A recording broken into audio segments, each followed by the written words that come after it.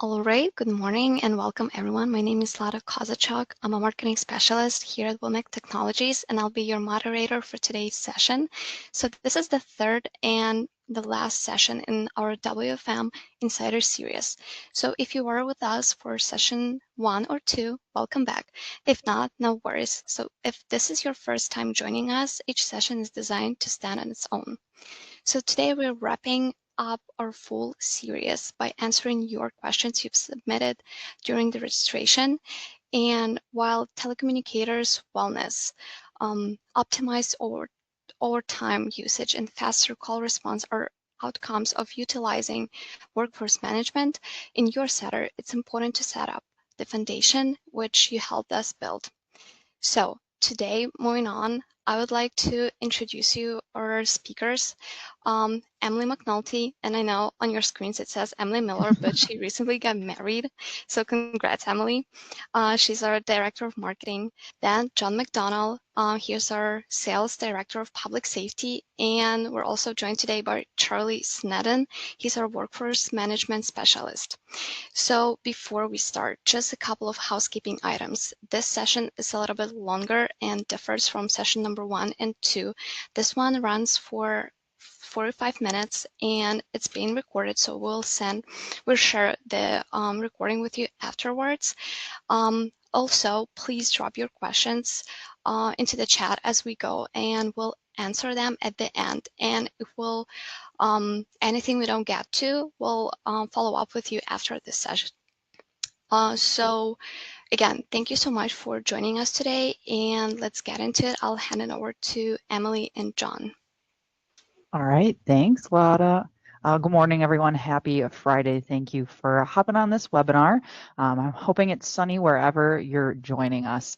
But like Lada called out, this is the third webinar in our Workforce Management Insider Series. Like she called out, each one is designed to stand on its own, and the fun part of this third webinar is the fact that everyone who registered submitted questions. We took questions that we've been getting at the conferences we've been attending lately, what John and Charlie have been hearing on the calls they've been taking. So that is really the foundation of today's conversation, is those questions. So we'll be running through 5 questions, but like Lada called out, please feel free to submit your questions throughout and we will answer them as we can. So with that being said, we can move into our next slide to talk a little bit and establish that foundation as to why we're here talking about workforce management in public safety today. So John, I will let you get things started. Sounds good. Thanks, Emily. I can be long-winded with this. I'm going to try to keep it short for everybody. But to give you a bit of background on who we are and how we got into this very niche world of WFM built specifically for 911 comm centers, I'll tell you a bit about our history.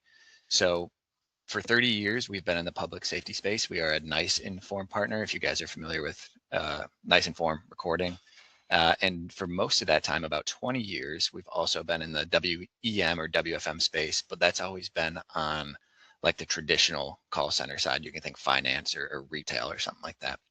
And these two worlds never overlapped, they never crossed. But over the past 30 years, we've gained institutional knowledge and experience about both how PSAPs operate on a day-to-day basis, as well as how large call centers utilize WFM solutions for staff optimization.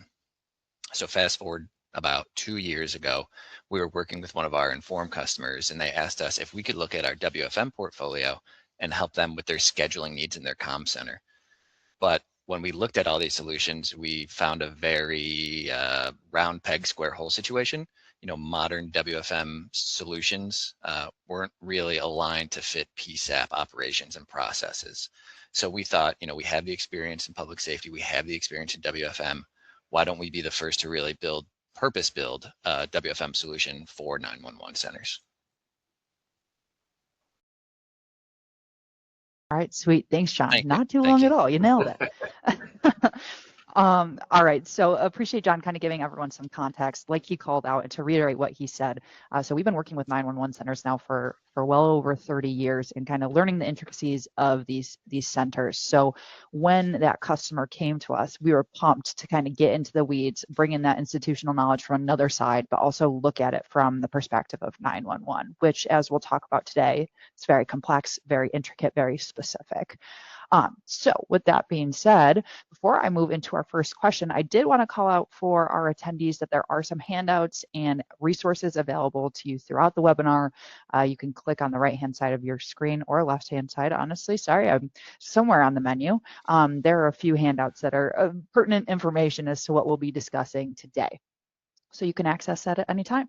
So Lotta, we will move right into our first question.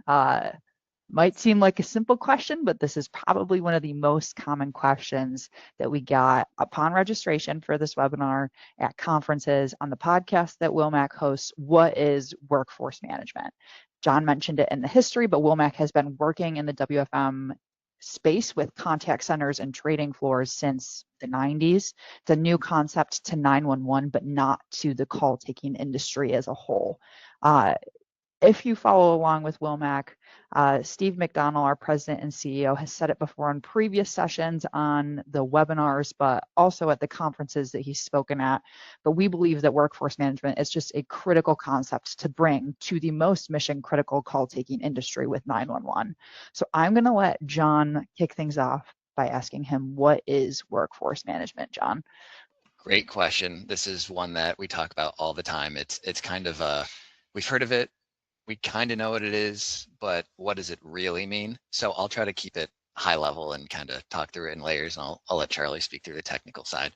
But in short, WFM is an AI-powered scheduling and forecasting tool, and in this case, purpose-built for 911 centers. So WFM is not really just a tool to get your seats filled for the day, but understanding and adjusting as your center ebbs and flows, you know, with call outs and sick time and all that stuff as things evolve throughout the day. So if you are familiar with scheduling via Excel, or even like a basic scheduling tool, or something we see all the time is the hybrid version of those two processes, a few things that you can expect. And I think the easiest way is to summarize it. We call it the 4 pillars of our WFM. But the first one is centralization. So it's one tool for absolutely every aspect of your scheduling: your bidding, your swapping, your overtime, your time off, your union rules, your internal rules. Everything is done within Continuity WFM. We have automation for all of these processes I just named: bidding, swapping, overtime. These processes that can often take tons of time, tons of back and forth, you know, days, weeks. We have built in intuitive workflows to try to make this as quick and painless as possible. Third, and probably the biggest differentiator that we'll talk about today, is forecasting. So through understanding your call volumes, your ebbs and flows, your peaks and valleys, we can set up to understand your center, truly understand it, and your call volumes, and forecast what your demand to staffing is really going to be. And lastly, AI. We'll jump into this a bit more, but having an AI agent to help you as an assistant as you're going through this. A very popular one that we'll jump into is reporting. So from WFM, as scheduling supervisors, what can you expect from those 4 pillars? And I think the big one that's often most important to the end users, to you guys who are in the weeds every day, is a massive return on time and resources it takes you to manage these schedules, create these schedules, doing all your ancillary processes. You know, we can cut that down by conservatively 50%, if not higher. With forecasting and schedule optimization, we can adjust your shifts and rotations to align with your call volume to more optimally staff your center. It's all about doing more with less, right? Something like the mobile app for your telecommunicators, you know, that gives them transparency, that gives them self-service. It gives them an aspect of control in a world where they really don't have too much control. And with these 3 previous things, you know, we see a direct return in employee wellness and employee retention. And we all know what happens with employee retention, right? Call volumes go up, or sorry, call answer times improve, training costs go down. So an implementation of WFM is really organization-wide, but it all starts with helping you guys as the scheduling supervisors and making your lives easier. I know that I said I was going to be short. That was very long. Charlie, do you want to shed some more technical light on it? Yeah, I was going to say you've covered a lot there, a lot to unpack, and you've stolen a bit of my thunder there. But what I will do is share my screen. You don't have that, so I'll definitely take that off your plate. Why I wanted to show this is a number of things, just to allow everybody who's on the call today to see a little bit of what the workforce management platform looks like, but also to give me an aide-memoire to talk about what you just mentioned. For me, who's been in the workforce management industry now for over 25 years, I've seen it in all of its guises. Originally, I was a planner in a call center with 2,500 people, and we planned everything on Excel, and it was an absolute nightmare.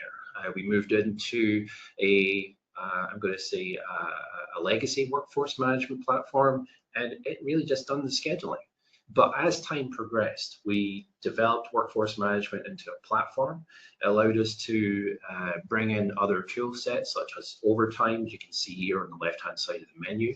We could integrate it to HR platforms. So we've got our people module. As you mentioned, John, we can create forecasts, our peaks and troughs, our ebbs and flows. It allows us to see exactly how many people we need within the PSAP. We can do things like shift swapping, shift bidding, and vacation bidding. Your traditional contact center, you may apply for leave. But in my experience when working with PSAPs, they tend to apply for vacation or leave for a year in advance, which is completely different to your kind of commercial call centers. And then lastly, something that I wish I had 25 years ago is the AI you mentioned. We have an AI assistant in WFM, Mac. He's up here at the top right-hand corner. And Mac is your assistant within the WFM platform to help you with the overtime, to help you with the coverage graphs, to help process all those shift bids. So as you mentioned before, John, you had all these separate systems and it was taking so long, and WFM helps you save time. Well, with Mac, in our Wilmac Continuity WFM, it can save you a whole bunch more time. Wonderful. Thanks, Charlie and John. That was like we kind of talked about, what is workforce management? It seems like a simple question, but we can go into a lot more detail on it. And just to recap kind of what John and Charlie mentioned, the four pillars: centralization, automation, forecasting, and AI within that workforce management umbrella. And on top of that, John called out scheduling for PSAPs currently. We've seen a lot of 911 centers use Excel spreadsheets, potentially siloed spreadsheets, and then even beyond that, a scheduling tool that wasn't built for 911. It was trying to be pushed in from fire or ambulance or police. When we consider the ebbs and flows of 911 and how many calls you're receiving and that sort of thing, it's hard to account for with a spreadsheet or with a tool like that.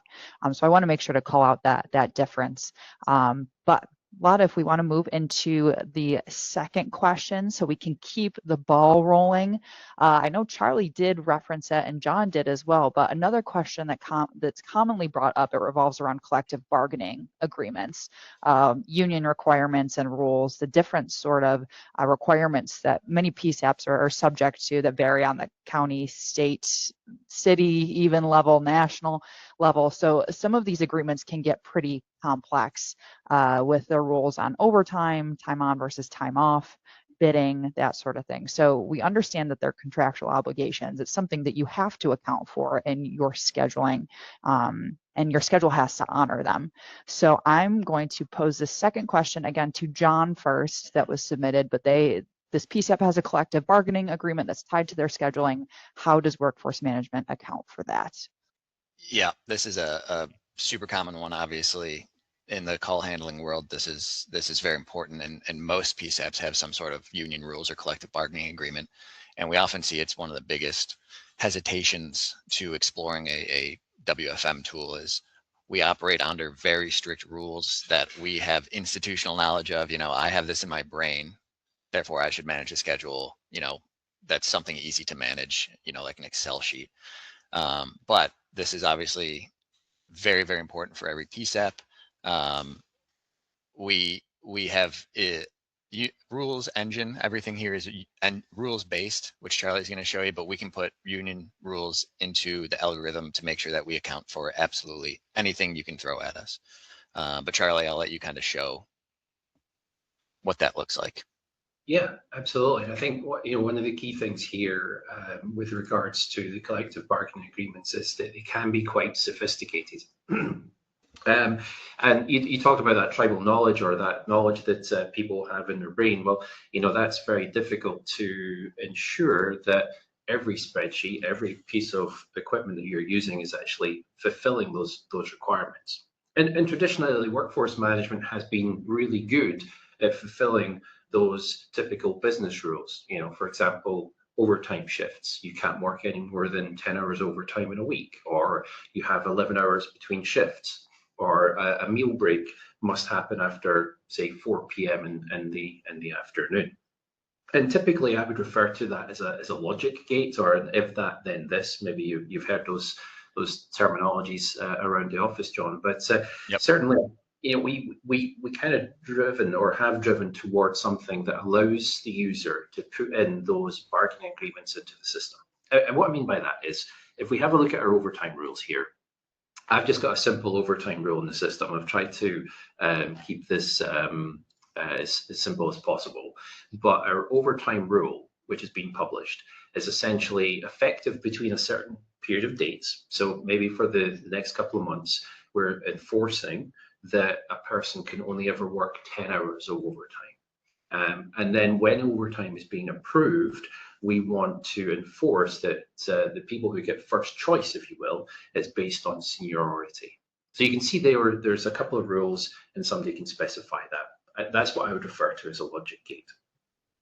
But you and I, John, have experienced this before. When we start speaking to PSAPs, they explain the situation is much more sophisticated. It could be that if overtime is published for next week, there's a specific rate or a specific enhancement to that overtime, which is different to overtime that's published for 4 weeks' time. There's various rules that can specify, and those rules in the collective bargaining agreements are very sophisticated, and there's many of them, and they can span different things. It could be overtime, it could be vacation, it could be time off.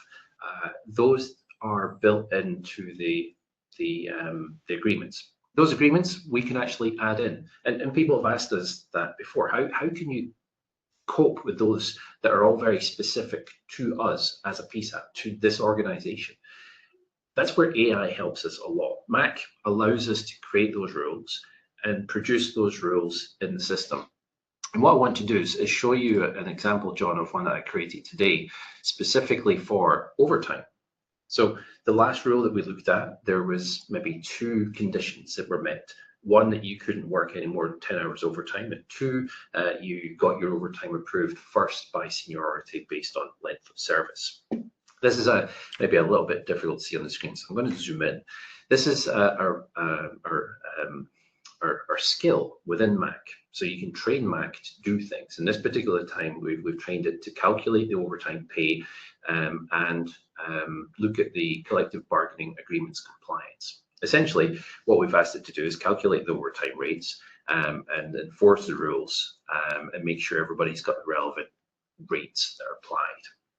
And in doing so, we've also advised Mac of how a user would initiate that skill. Can Sarah pick up this time on Saturday, or can he work a double time on Thursday? But where I'm going to go with this is, previously the rule set, the logic gate, only had 2 rules. Look how many rules we can actually specify in here. We've got different steps. We've got step 1, step 2, step 3. Those tribal knowledge pieces that you have, that you've worked with for years, we can translate that into something that Mac or AI assistant can use and enforce. And therefore the compliance is much more rigid than it is than a logic gate, which has a couple of rule sets in it. And something just to add to that, Charlie, we know these rules are extremely important to how you operate, and these are rules that are implemented and enforced with every decision, every action that's made. So these are non-negotiable if they're non-negotiable for you. Yeah, absolutely. And simple things like, reject the overtime request if that person already has overtime. So there's no favoritism in this particular rule, not the same people getting the same overtime all the time. And that's it. It's very strict and based on the rules that you've provided. Mm-hmm. All right, wonderful. Thanks, Charlie. Before we move on, I did see a question come through about how quickly a rule can be configured. So Charlie, you kind of showed two different ways of rules being configured, one within that rules-based system, but then also with Mac and developing a skill. So how long could that take? Oh, your traditional rules can take you a few moments. You know, it's a drop down in a box and you know, a field over here that you've populated.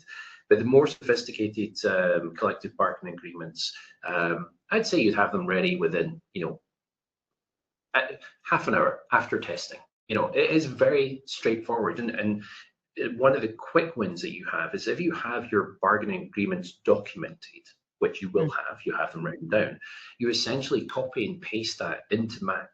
Mac will interrogate that information, it will read it, it will feed back to you what it has understood as being the deliverables for that agreement, ask you to check it, and if you agree, then you can just allow him to go off and do his rule creation. And that's why I can say quite confidently, you can create a rule as long as you have the supporting material in about 30 minutes. Right. Wonderful. Well, thanks for digging into that, Charlie. And I think a big message here too is that everything is configurable. We understand that there are intricacies and different scenarios that every PSAP is dealing with when it comes to these CBAs. So we have to take that into account in that scheduling component, something that could probably take, like John called out, a lot of institutional knowledge or a lot of time to make sure that they're accounting for that manually versus incorporating agentic AI or a rules-based engine to quicken that up to as much as a half hour. All right, we'll move into question 3. We're moving along. John called it out when we were talking through what workforce management is, but forecasting, another very common question that we got in upon registration. What is forecasting? Where does it fit in the scheduling process? I think we're going to touch on this a little bit more in question 4 as well. So I'm totally getting ahead of myself, but very high level. It's looking at call patterns and using that to inform the decisions in your scheduling. So a common example that's been brought up to us, and it's very pertinent coming into this week and the next, but Victoria Day is coming up in Canada on Monday. Memorial Day is coming up on the United States on the 25th. I know we have institutional knowledge. We know we're probably going to get some more calls that day. That is a form of forecasting, but not, I would say, a data-driven one. So I'm going to hand off this question again to John to answer what is forecasting and how does it help us with scheduling our people. Awesome. Thanks, Emily. Yeah, forecasting, we've heard it be called a couple different things: peaks, valleys, ebbs, flows, demand to staffing. Charlie, I'm sure you've heard it be called a couple different things in your European experience. But forecasting is just what Emily said. It's understanding your call volumes through true data to understand your past and forecast your future needs. And this allows for a handful of things. One of the biggest benefits is understanding where your overtime gaps are going to be before they happen. So like Emily was referencing Memorial Day or Victoria Day, knowing what your call volume is going to be or what you can sort of expect. You know, it's one thing knowing I'm going to have more calls, but what does that really look like? And with that, we've been able to see agencies get more overtime control. They've been able to staff for those increased volumes better, and we've been able to reduce overtime costs. Another big one that I think I've mentioned already, but is schedule optimization. So laying your current schedules over your forecast, we can understand your peaks and valleys, like I've mentioned, but we can also understand how we could better be staffing. So maybe right now, for example, you run all 8s or all 10s or all 12s, but our call volume actually dictates that we should be doing 10s and 8s split. You know, days should be this, nights should be this. So it gives us a lot of info that we don't know through looking at true data, and we can forecast what we should be doing to optimize our schedules and staffing. Charlie. Yeah, absolutely. You know, I've worked with organizations who have in the past said that they've forecasted their peaks and troughs or their ebbs and flows, but it was based on information that they gathered 3, 4, 5 years ago. The great thing about the forecasting tool within workforce management is it's connected to your platform. The data that is driving your calls is now available in workforce management. And using the tools, you can create a forecast. So when it comes to, say, Victoria Day in Canada, you know that typically you have an extra 5 people on just to deal with the extra call volume. But are those 5 people in the right place? Have you created overtime shifts that are efficient? Maybe you didn't need 5 people coming on overtime. Maybe you only needed 3, and that's what the forecast allows us to do. But on a daily basis, it gives us our staffing headcounts. So, John, you mentioned, maybe a split between 8-hour shifts and 10-hour shifts. That gives us the ability to look at scheduling in a different way, rather than doing 4 10-hour shifts. It might be, 2 12-hour shifts and 2 8-hour shifts. Possibly more efficient for the call taker as well. Exactly. Yep. But forecasting, there's I'm going to say 2 realms in the forecasting. On the screen here, you can see I've got 2 bullets: what if and published. The published forecast, if you will, would be something that is live. So that's what you truly expect to happen, calls that you've expected to come in. And then we have a what if forecast, and that gives you the ability to analyze the data that's come in from your telephony platform, your 911 or your CAD, and create a scenario based. Now, you may do that today in Excel. You may have a plan for those special events. I know that I was recently in Canada, and they're gearing up for the World Cup, as many of the states are in the US, and they've had to plan that in advance. So that, for me, as a forecaster, would be what if. We would have been running that plan 12 months ago, possibly longer, to try and determine what was going on and gather data points from other events, maybe football events or hockey events, or even just a concert, to see what kind of impact that has on the daily ebbs and flows of the calls. The forecasts themselves, if I just click on one here, actually breaks down into different sections, and we can have different attributes or different skills. And in this particular demo environment, I only have one, which is the emergency queue, and specifically for voice. But some of the agencies we've worked with will have fire, they'll have police, they'll have ambulance. These are all different queues to a workforce management tool. And in those queues, we have the daily volumes, the average handling time, the shrinkage, and the occupancy.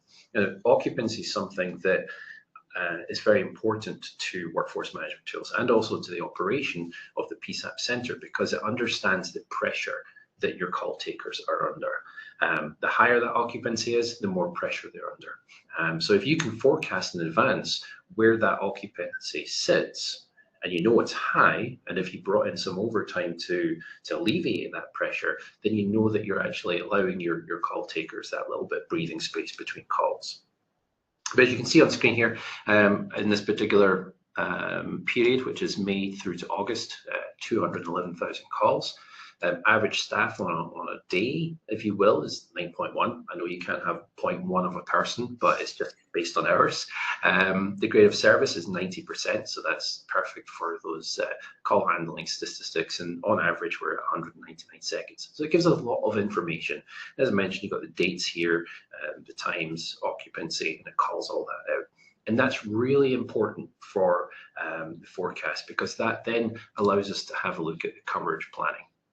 And the coverage planning visually within workforce management allows you to see where your pressure points are. So in this particular day, the 15th of May, I've got 5 high risk intervals and 1 medium risk. You can see here they're high. If I was to click on that, it gives us an idea of where things are. In this case, we've got 83% coverage. That's because we've got 2 people on breaks. We've actually brought 2 people in on overtime, and our occupancy sitting around about the 63%. So that's all very comfortable, shall we say. But when it does get more uncomfortable, is when these periods start increasing on the occupancy. And if you can plan that in advance, weeks, months, years in advance, then you can handle things much, much quicker when it actually does occur. Yeah, I think something to call out here is, obviously Charlie showed, May 15th to August 15th in the demo, but you can go out as far as you need. Every PSAP kind of has a different big day. We talked to some folks last week that Oktoberfest is their big one. Obviously they have 4 months before that happens, but we're sitting here in May and you can go, hey, what's that weekend looking like? We know it's going to be crazy. Let's get ahead of that overtime, start filling that now so we can make sure that we're staffed properly when that time comes. Yeah, and with the what if forecasting, you can just carve out a specific 2-week or 3-week period, which doesn't impact your actual schedules and your overtime and all the other planning that you're putting around that.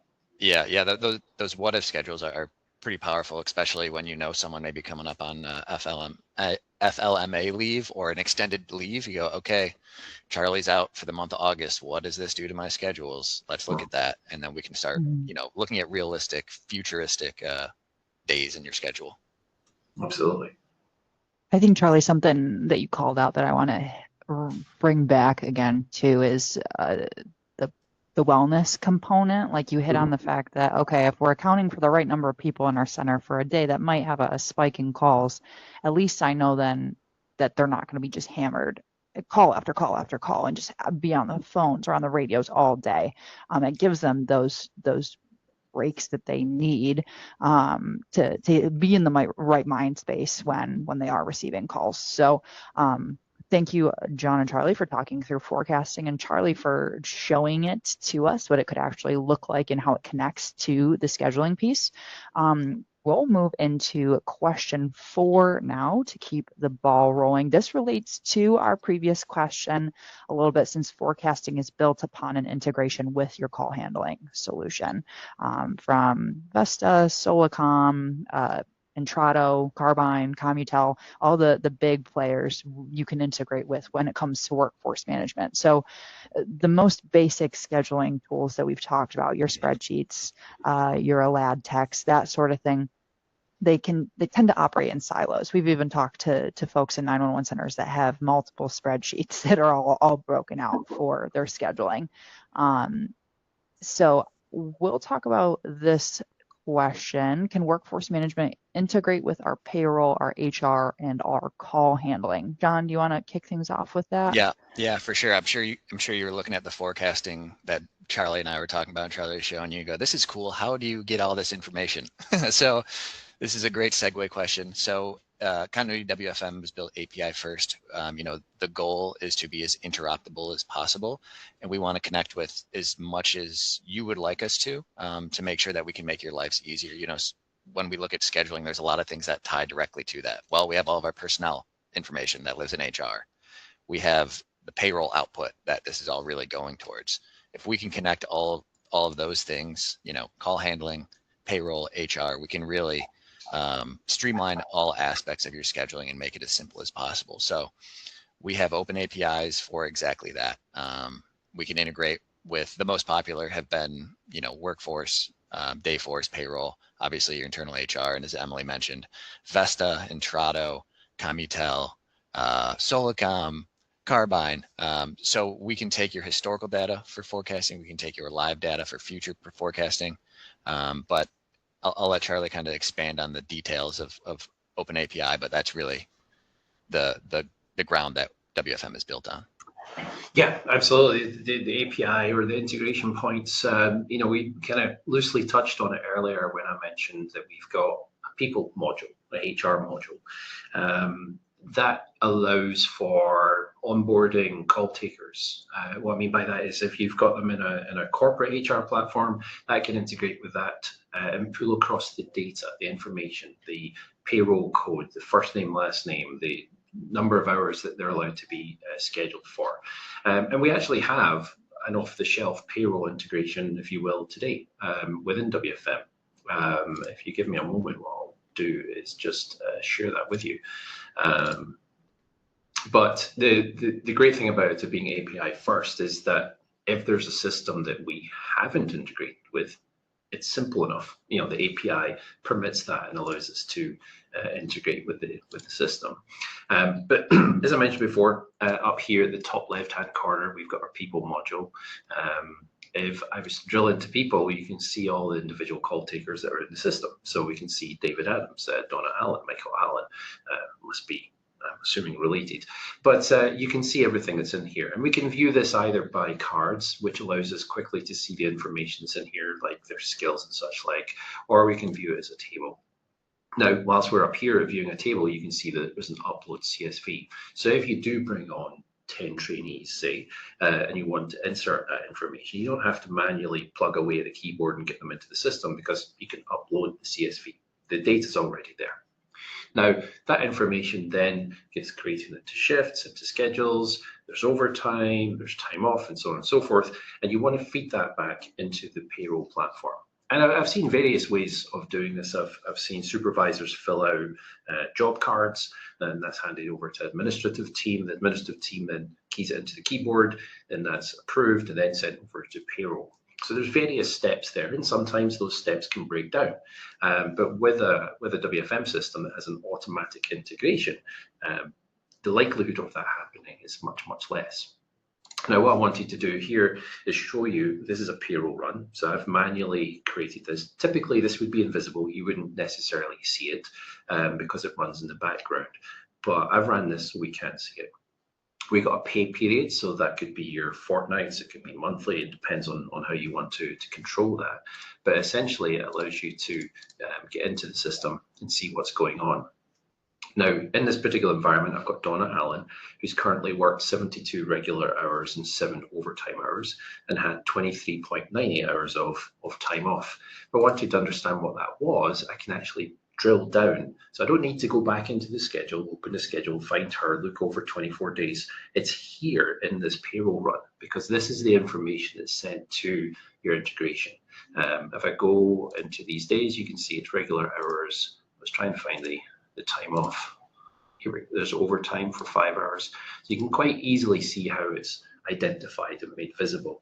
Imagine this being pushed over to your payroll, getting rid of the paper forms, getting rid of the manual approval process. Again, saves you a whole lot of time. Definitely. Yeah. All right. Thanks for showing that, Charlie. I think the simple answer to the question of can workforce management integrate with payroll, HR, and call handling Absolutely. is yes. Yeah. So appreciate you guys kind of digging into that the API first kind of mentality. It opens up a lot of different opportunity, and I think a big factor within that time conversation, that time return we've talked about, the siloed part of where a lot of PSAPs operate currently. It's just always going to a different place to pull something. Workforce management, when it brings it all together, that I think is a big time saver. So, okay, we're down to 8 minutes left. So I'm going to keep the ball rolling on our last question we have for the main portion of our session. It's a fun question, and it's a very loaded question. But what is agentic AI, and how much control do we have over what it's doing? So before I actually pass this one off to Charlie first, I did want to reinforce the component of human in the loop. We understand that AI is new, people are still exploring it and how it can basically fit into their workflows today. There's tentativeness around it. There's still a lot of unknowns, but we want to emphasize that you have as much control over how you want to use AI in your center when it comes to workforce management, when it comes to scheduling and forecasting. And I know John will hit on this too, but the reporting component is something that we've seen a lot of return on when it comes to agentic AI. Like, wouldn't it be nice if you just asked the system a question, it could pull a report for you on something very specific? So I'm going to hand it off to Charlie to address this question in further detail. Yeah, thanks for that. So when I've worked with agentic AI in the past, yes, reporting is very straightforward and allows you to do that. I've referred to Mac within WFM as your assistant that will create you a report. But it's much more. If you think of it this way, if you wanted to create overtime slots, or you wanted to create the payroll run, or you wanted to, I don't know, analyze the historical data, you would sit down, you would do that. But if I was just to simply ask Mac to create, say, 3 OT shifts between 5 p.m. and 11 p.m., rather than me having to go into the overtime module, setting up the shifts, creating it maybe 3, 4, 5 different times, I'm just asking Mac to do it for me. And Mac will go off and create those overtime shifts. Now, you mentioned human in the loop, Emily. We don't want Mac to assign people the shifts. Forgot to tell Mac that I wanted the overtime for today, so it's double checking. It's putting me back into the sequence, and it's not just running off and doing things. But certainly, human in the loop is really important. It's an important first step because that allows you to build confidence. There we go. There's the overtime shifts created. It allows you to build confidence in the system. And then once you've got more confidence, you can actually have less human in the loop and allow you to do more automation within the platform. But that was a simple, what's the word, example of Mac and agentic AI. Think of it as an assistant who can help you deliver more functionality out of the product than you could do yourself in a shorter period of time. Don't know, John, if you got anything to add to that? Yeah, for sure. I just know, talking to PSAPs every day and folks in the industry, that AI is still kind of a buzzword for the most part. And I always like to lead by saying this Mac is a very non-intrusive entrance into AI. Like Charlie said, it's very much so an assistant. It's very much so conversational. If you're familiar with like ChatGPT or Perplexity or Claude in your own personal lives, you can ask it really whatever you want. You can get as specific as you need to. So reporting has been a big topic of conversation. We had a call, we had a conversation the other day, and someone was like, I'm trying to find who is constantly calling out sick on the end of time off. And that's a perfect example. You can just ask it just like that, and it will tell you whatever you need. So it's very non-intrusive. It's supposed to be your aid. It's not here to take anyone's job. It's here to make your life as a scheduling supervisor much easier. And like Charlie said, you can have this be as standalone as you want. Do you want him to approve everything for you? If you pull up all your overtimes, can you approve all that overtime, or do you want human in the loop? So it's very flexible. It's very configurable to how you actually want to use it. I don't have anybody calling in off sick. The example that you just used there. Sure. While you were talking, I don't know if you noticed, I created a report based on today's schedule. How many overtime hours have I had scheduled? Who is on those overtimes, and whether or not they've got breaks. So you can see here, David Adams, 15 hours scheduled today, but 3 of them are callback overtimes. Yeah. So yeah, it's very straightforward, very simple to use. It's natural language, and yeah, I love using it. So Mac is Charlie's best friend. Oh, yeah. All right, wonderful. Thank you, John and Charlie, for kind of talking through that AI component. I think a big message there is you have as much control as to how you want to utilize AI in your center, especially in this scenario. And like Charlie called out, the more comfortable you get with it, the more you can offload to it. So let's move into the next slide, Ladix. I know we're running a little short on time, but the business case, we've referenced it multiple times kind of throughout this conversation. Workforce management is new to 911, but it is not new to communication centers and contact centers, trading floors, that sort of area. So these top 2 numbers calling out 64% annual attrition in contact centers without WFM. That means that 64 out of 100 people are going to turn over. We've mentioned it before. We've heard it in so many conferences lately. There is a staffing crisis in 911. So whatever effort we can make to keep people in their seats, to give them greater transparency into their schedule and ownership over it, the better. Similar with the 20% productivity improvement with first-time WFM users. We talked about time savings as a huge piece of it, and that third stat falls into kind of that bucket.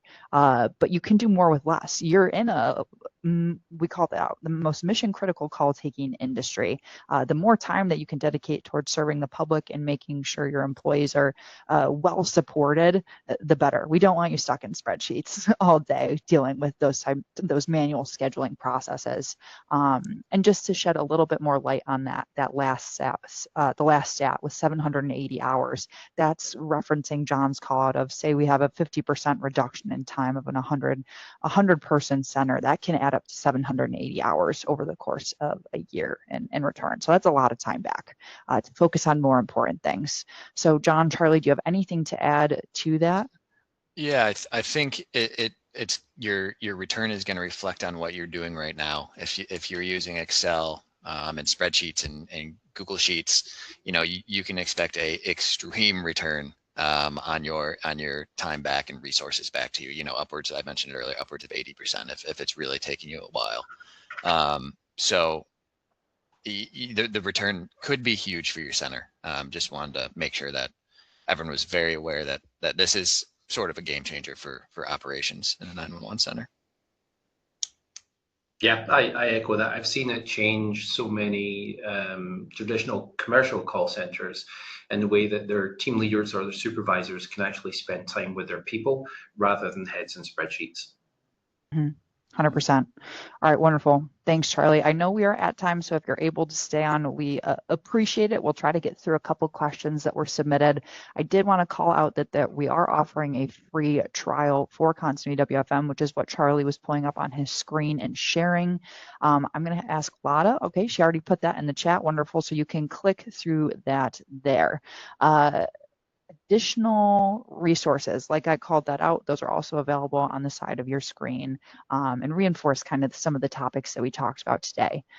So I see two questions that are definitely pertinent that I want to get to in today's session. So the first one, do you get notifications if someone calls off sick?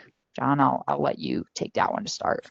Sure. Yeah, you get notifications for just about anything you want to be notified for. So you can get notifications for time off sick, open overtime, open shift swaps, and then in the same return when those go through. So an approved swap, an approved overtime, an approved time off. Okay. So everything is notified within the app. And when I say app, I'm talking the Continuity WFM app that Charlie was running through, but we also do have a phone app. So you know, you can imagine you're a telecommunicator and you're looking for overtime and you're sitting on your couch and you get a push notification similar to a text or really any app notification on your phone. So I hope that answers it in short. Yeah, Charlie, honestly, that was a 2-for-1, John, because the second question was, do you have a mobile app? So you already answered it. So nailed it. Charlie, do you have anything else to add to John's answer on that? I think nothing more to add to that, other than that, you know, the notifications aren't just about approvals. They're also out there to alert users to new overtime slots that have been published or overtime has been pooled.